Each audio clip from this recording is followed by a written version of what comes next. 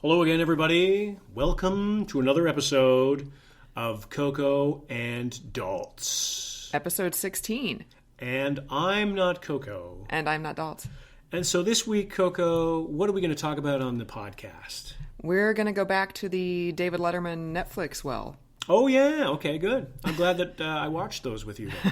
Unless you had something else planned? No, that's okay. Good. All right, that's good. awesome. That was Cool. what we discussed in the meeting before this.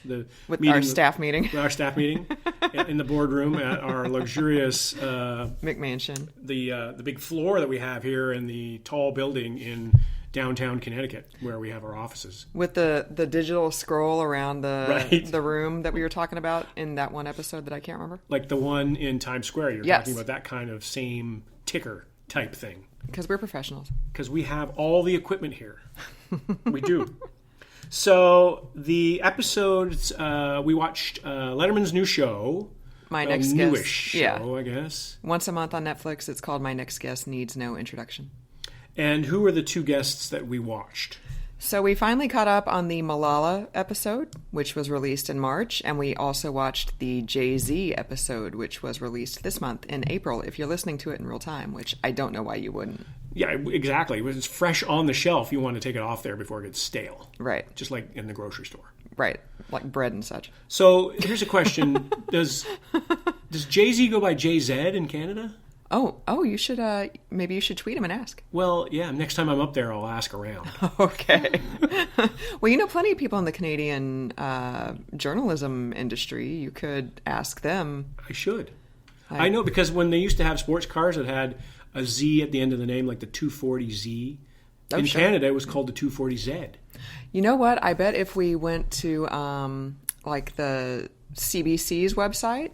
I'm sure when Jay-Z and Beyonce had their twins like 6 or 9 months ago, there was probably a news segment on it, and we could probably watch that on the YouTube and see how it's pronounced. So what we'll do for this podcast is you'll call him Jay-Z and I'll call him Jay-Z.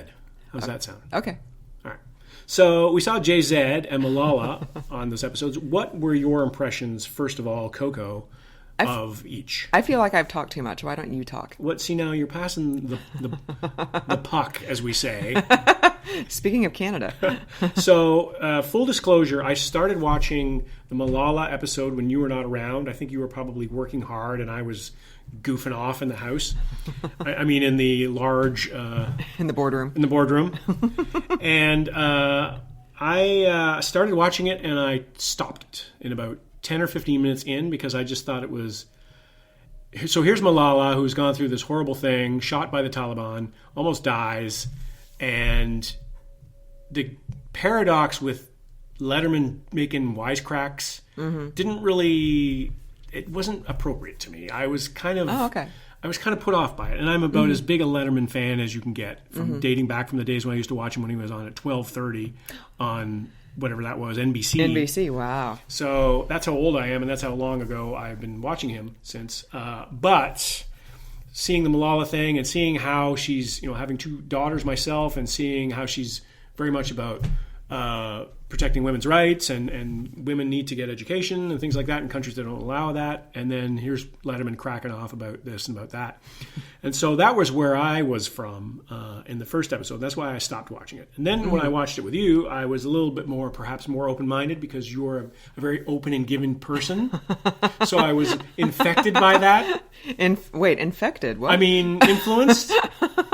Oh, now people are going to... But don't worry, I got some penicillin and it went away. Oh, okay. So I enjoyed that episode more than I did previously, but it still was a little bit jarring. And we watched it out of chronological order. So we watched the JZ version before we watched the Malala version together, their episode. So that was my take on the Malala episode. What was your take? I mean, I enjoyed hearing her talk more about her experiences, because I don't really know much about her. I mean, obviously everybody in the world knows this poor, 12, 14-year-old girl was shot in the head by the Taliban for daring to want to go to school. Yep. So I know kind of the very rudimentary aspects of her story, but I'd never actually heard her talk. I'd never watched her Nobel Prize speech or anything. So in that sense, I enjoyed hearing more about it. And Letterman even seemed like he was doing like a very elementary interview. Like it seemed like it was more geared toward people like me who didn't really know a whole lot about it. Right. It wasn't some kind of in-depth geopolitical, socioeconomic discussion about facts or anything. It was introduction to Malala, essentially. Right, exactly. So that was good. But at the same time, she seemed very, maybe uncomfortable is too strong a word, but just very kind of... She didn't know what to think of him. Right. Like, I think she was expecting a little bit more. Like, maybe she was expecting more of a discussion of that sort of thing, and instead it wasn't, and she seemed kind of like... Yeah, just kind of awkward, not knowing what to expect from the funny guy. And then, the pre-taped segments at Oxford, where she goes to school, were a little bit... So he went on a tour with her. She's a tour guide at Oxford, apparently. Which, is that even really... Does she even really do that, though? Like, I mean, because... I was wondering if that would, like, in reality shows, which I really hate to compare Malala to, like, some bad Kardashian reality show. This is where we are in the cultural world these days. Exactly. But a lot of those reality shows, spoiler alert for those of you who aren't aware, they're not real. Like, they're all... They're staged. They're staged. They're storylined. Even if there's not a script, like, they have plot points and discussion points that they have to hit. Mm-hmm. And... Because clearly... So next thing you're going to say is that Santa Claus is not real. Your child might be listening to this podcast. What are you doing? Don't listen to the that. Whole reality TV thing for her.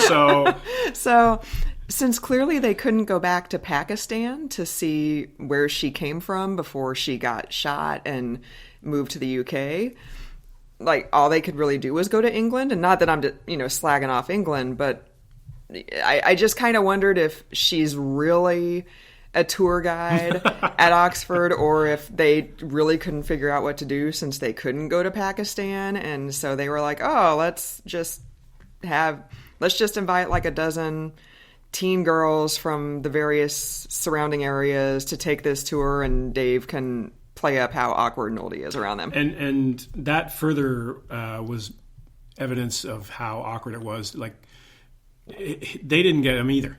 Right. Those girls that were there. So Letterman is, back in the day when Letterman was on TV all the time, on traditional cable TV or national over-the-air TV, people knew who he was, and he was a celebrity, and he was making noise and making news and all that sort of stuff. Mm-hmm. But now he's not really relevant. When you think about it, it's been a long time since he's been on TV in the grand scheme of our media consumption. Right, 24-hour news cycle. Yeah, I mean, that's been ages since he was a mainstream celebrity on TV, and it's only been a couple of years. Yeah, but maybe 3 years max since he quote unquote retired, and part of it is probably that, but also, I mean, they were in the UK, and these are like 17-year-old girls, so 17-year-old girls aren't... That's what, like, even 3 years ago, are they watching Letterman? Right, exactly. When they were in whatever the British version of middle school is, so... It's probably smarter and better dressed. Right. Let's put it that way. Yeah, totally. But yeah, I wasn't a big fan of that segment, but I came around a little bit, and...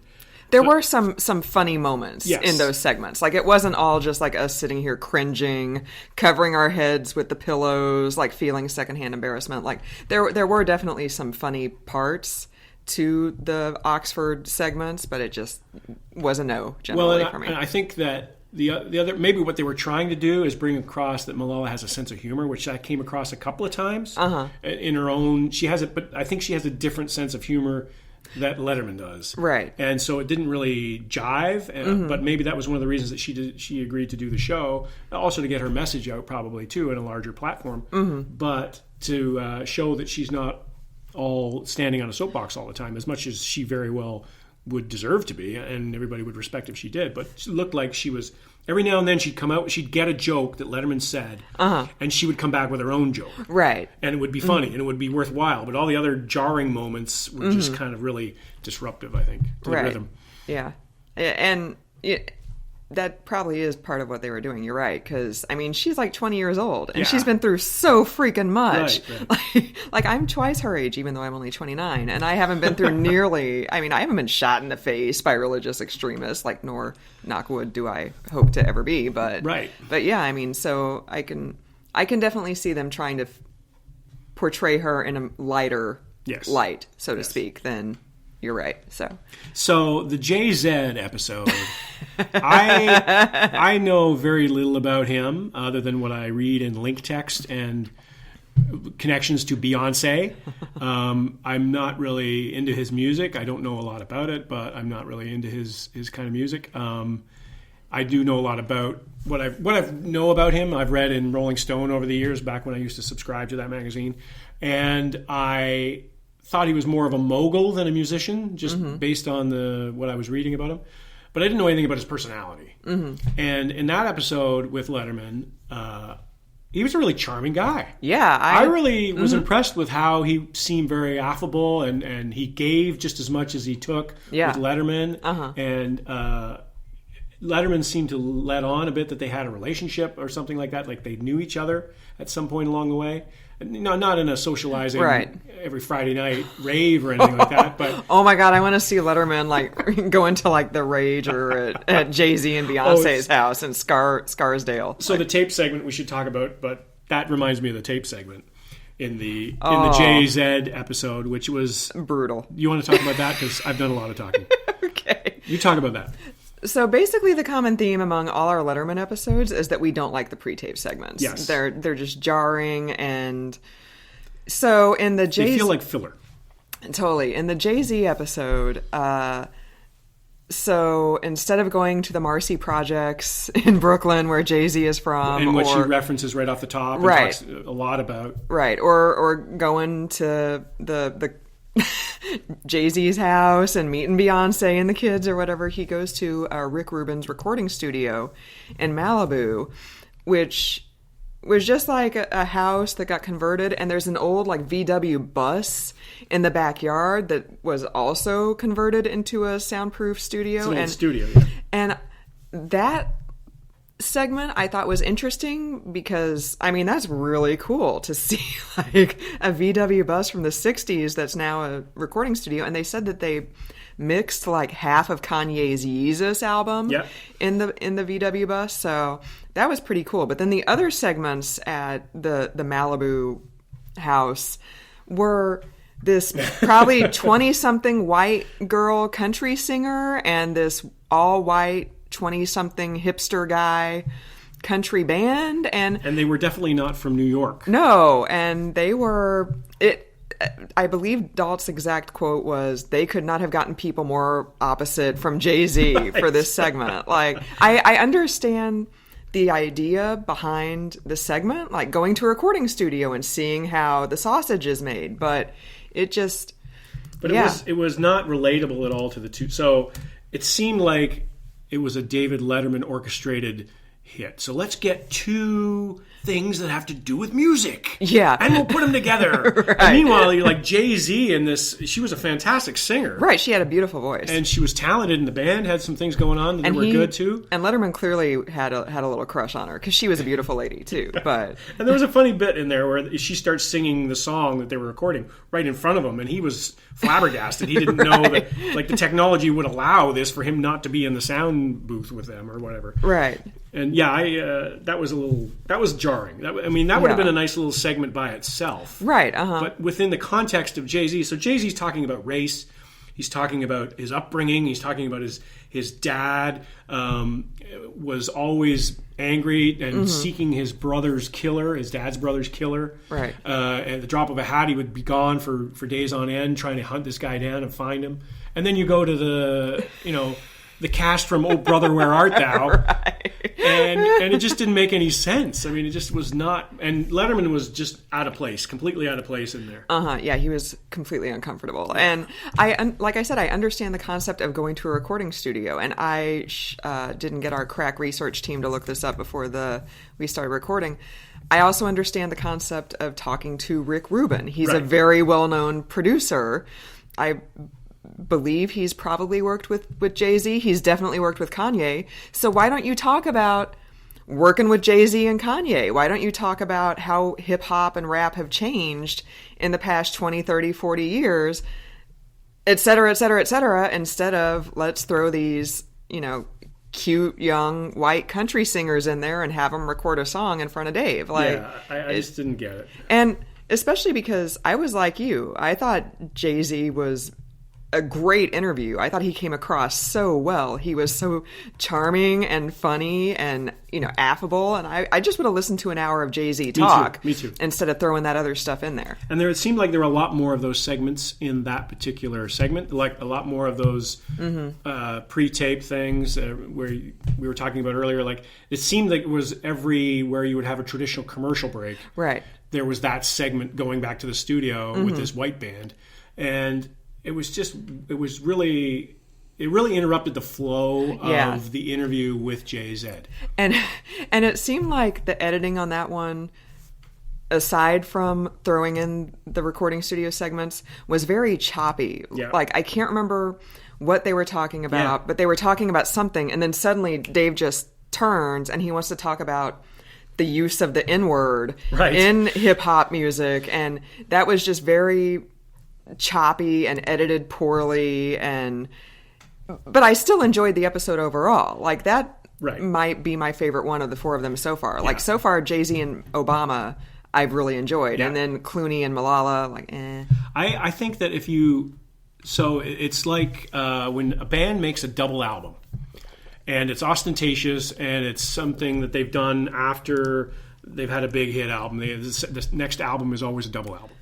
And usually that double album is better if you pared it down to an album's worth of songs. Right. So where I'm going with this is that I think that all these episodes would have been much stronger if you take out those segments that are taped elsewhere and not in the auditorium where the interviews are done. Right. Give me 45 minutes. It doesn't have to be 50 minutes or like it doesn't have to be a traditional TV show length. Give me what it's worth. Right. So if there's a Jay-Z interview that's 42 minutes long, then that's good enough. Like, let's just roll with that, because he was just really, I wanted to hear more from him. Right, totally. And I'm not really a Jay-Z and Beyonce fan. Like, I don't want the Hive to come after me for saying this, but I think and I don't know much about Jay-Z's music, so I'm really not commenting on like his influence on rap and hip hop, but I think Beyonce is a little bit overhyped in the media for being a pop star, and I think the two of them together definitely play the media game to sell tickets and to sell. They're good at what they do. Right, they're very good at what they do, and I'm not really a fan of the two of them, just their media machine. But I really, really enjoyed his interview, and I would have listened to him talk for an hour or 42 minutes, and it's Netflix, so it doesn't need to be. It doesn't need to fit into that network TV 60-minute box. Like, you can do whatever you want. You're David Letterman, and you're on Netflix. Come on. I absolutely agree. I mean, I'm wondering if that was in his contract that the shows have to be a certain length or something like that. But I'm on board with that, and I think that the thing that what I'm forever doing when I'm goofing off and you're working hard elsewhere. That's not the way it goes. And I'm always looking for something that is quickly consumable. It's not an hour and a half, 2 hour long movie. Right. It's not a series that I need to binge watch for 4 days. Like, I'm constantly looking for something. Like, that's why I watch the old episodes of The Twilight Zone. They're 22 minutes long. I can bang out 2 or 3 of them depending on how much time allows and how lazy I feel. And so where I'm going with this is that I think that those episodes could be a 30-minute episode. I mean, there's nothing wrong with that. In this day and age, it doesn't have to be like, would you rather have somebody wanting more after 30 minutes, or as we're finished watching these shows, it's like, yeah, I think that's good. I got enough of the white band in Rick Rubin's studio. Right, totally. Yeah. I agree. As always, I completely agree with everything you say. And you don't have to. The other thing that I noticed during the Malala episode in particular, but also in the Jay-Z episode, is that Letterman, I think, is still in the Late Show with David Letterman mode where he's interviewing somebody for 5 to 8 minutes, and he's trying to squeeze everything in with commercials. And I noticed this with his interviewing style is that I see Malala pauses, and then he jumps in thinking that she doesn't have anything else to say, but actually she's giving it more thought, and she's going to say something else. And I noticed that with Jay-Z too, that he was the way he was looking at Letterman, sort of like to the side, and then every now and then he would go like this with his hand, like he was going to say something else, and Letterman would interrupt and change the conversation. So I think that you could also extend these interviews by Letterman just sitting there a little bit, right? Totally, and just letting people talk. Like, that's the sign of a good interviewer is just sitting there and people are so afraid of silence. Exactly. But sometimes silence is good because it gets the answer that you have not heard before. I totally agree with you. I will say I do like that we are learning more about Letterman. Like, he seems to be, because when he was still on CBS and NBC, like, he didn't really talk too much about his personal life. He was very private. Like, his mom would come on, you know, and then there was that whole thing where he banged his intern or whatever and he got caught doing that. But otherwise, you know, like you said, he was a very, very private guy. So I do like that he's coming out of his shell and he's talking about his family and stuff. So that's good, you know, and also it does facilitate more discussion between people because I'm talking about my kid. Well, now you're talking about your kids, and now we're talking about our fears for them as they grow up and our dreams for them as they grow up. So I do like that does facilitate discussion. And I don't think that Letterman is incapable of doing what I'm talking about. I think he is, because the way he went into asking JZ about making mistakes that could have ruined his marriage, which is obviously in reference to some sort of affair, I guess, or some sort of allegation of bad behavior. Well, yeah, this is where the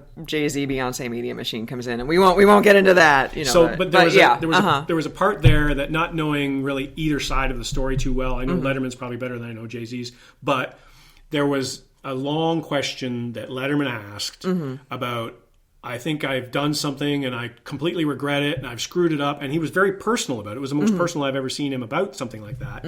And he threw it to Jay-Z and was sort of like, do you have anything similar in your that you want to talk about? And Jay-Z handled it. He didn't admit to anything. I noticed he kind of went around the answer, or the question with his own answer.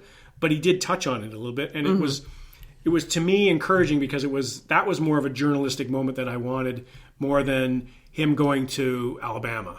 Right. Like, it was, you're an interviewer. Why don't you interview and not necessarily hold everybody's feet to the fire, right, but at least ask the questions that are in other people's minds and use your access, because obviously Jay-Z doesn't do a lot of interviews. And obviously Malala doesn't do a lot of high-profile interviews like that. That was actually the one time where I could kind of, and maybe it was just me, maybe you didn't see this, but like when Letterman started talking about it and you knew where it was going, like you could kind of see Jay-Z's guard go up a little bit, like, you know, like, I don't really want to talk about like getting caught screwing around with my wife, you know? Right. And maybe, but he asked the question to Letterman's credit. He did. Yeah. Letterman asked the question and Jay-Z did answer it in a non-specifics He danced way. Around it. He did. He danced around it. Yeah. There you go. So, but do you think there was anything equivalent that he could have asked Obama? About, like, a hard question that he didn't ask? Or George Clooney? I don't know what. Yeah, I know why I'd ask Clooney. Like, why do you have to? No, this is not the Clooney episode. No, it's not a Clooney episode. Okay. Sorry, I took us off track there. But anyway, we're known for getting off track. If you've listened to any of our previous episodes. That's what makes our podcast so interesting. It's like Wiki. You go on Wiki and then you click on this, and then it go over there, and then you click on that and you go over there, and it's nothing but you started with. You're down the rabbit hole. So, do we want to give an overall take on the Letterman show before we close this episode of Cocoa and Daltz? You mean all four together, or just generally? We have one more left, right? There's at least one more left. The Tina Fey episode is coming out in May. Right. I don't know if there is another one after that because our crack research team didn't look that up. But overall, I'd say the four together, I'd give them like a B minus. Yeah, maybe. I think I'd be a good B because I like the lineup of guests that he's had. Yeah, he's not getting the Kardashians. He's getting heavy hitters politically and pop culturally. The one time that I saw the Letterman show live, he had Don Rickles on. So there's no... That's amazing. There's no Don Rickles equivalent in this lineup, right? Like even Tina Fey, whom we have not seen, obviously, she's a number one star too. So like he's getting all the big acts coming in there. Yeah. And they're various, we've got politics, we got music, we got acting, we've got civil rights, we've got all sorts of things that are big topics, and he's getting all the big key... Really, when you think about it, I know you're not a huge George Clooney fan, but who else could you get as an actor who would move the needle as much as he does? Like, George Clooney! Like, a lot of people are going to want to watch that. Right. He's A+++ list. Right. I mean, he's been A+++ list for 20 years. Yeah. So. And among other, like, a big demographic. A lot of people are going to want to watch that sort of thing. So I think that the Booker is doing a great job, and I think Letterman is doing I think a B job. I think he's getting used to his new pair of shoes, and he's walking around in them a little bit. I think if they cut those segments out or change them up, like even Letterman doesn't have to go to the studio. Like, send a camera crew with Jay-Z and have Jay-Z go to the studio, and Jay-Z talks to Rick Rubin, and maybe Jay-Z lays down a sick beat, I've been fascinated to see those two guys talk, because they've worked before in the past, and they're titans of their industry. Like, I'm pretty sure that Dave Letterman did not know how much of an influence Rick Rubin has had on modern music. Like, I just... And maybe that's part of the charm. Maybe that's part of the, like, going in like everybody else, kind of ignoramus, and into this situation. But, like, this is a guy who's produced a lot of mainstream acts and turned around acts, and he's worked with Dylan, he's worked with Beastie Boys, like everybody, right? So he's a big deal, Rick Rubin. So having segments like that, I think that would have been great, to have Jay-Z talk to Rick Rubin about music.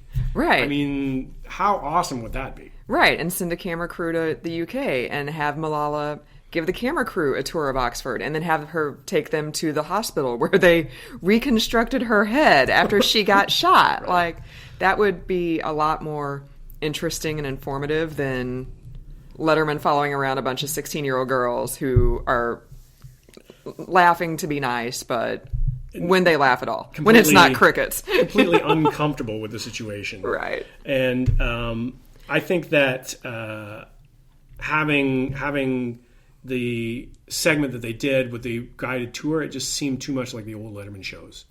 Him hanging around and being a bit of a goofball, right? And it just didn't fit. It just was not like him telling a joke and the kids not getting it. That would have been perfect on the old show. But on this new show, not so much. If you're trying to be a little bit heavier and not just talk to the Kardashians or whoever the CBS bookers tell you that you have to have on. Right. So this is Netflix. If you're interesting, hire Coco and Daltz to come in and revamp season 2 of My Next Guest Needs No Introduction. We will do it. We will help you out. And I wanted to issue a correction. I said that Rick Rubin worked with Bob Dylan. Actually, it was Jacob Dylan. So a little bit different on the gravitas scale, but I will say that Rick Rubin has worked with AC/DC, Aerosmith, Red Hot Chili Peppers, The Cult, Tom Petty, ZZ Top, or, again... ZZ Top. Thank you. What about Double Z Top? Double Z Top. Yeah. I don't know. The Beards like to get together. That's Rick Rubin. This is when you know that Coco and Daltz need to stop recording. Okay. Because they're cracking themselves up with them jokes. I think... So thank you again for joining us on the podcast. Episode Sweet 16. Sweet 16. We hope there'll be at least another 16 to go. I'm sure there will. For another week, I'm not Coco. And I'm not Daltz.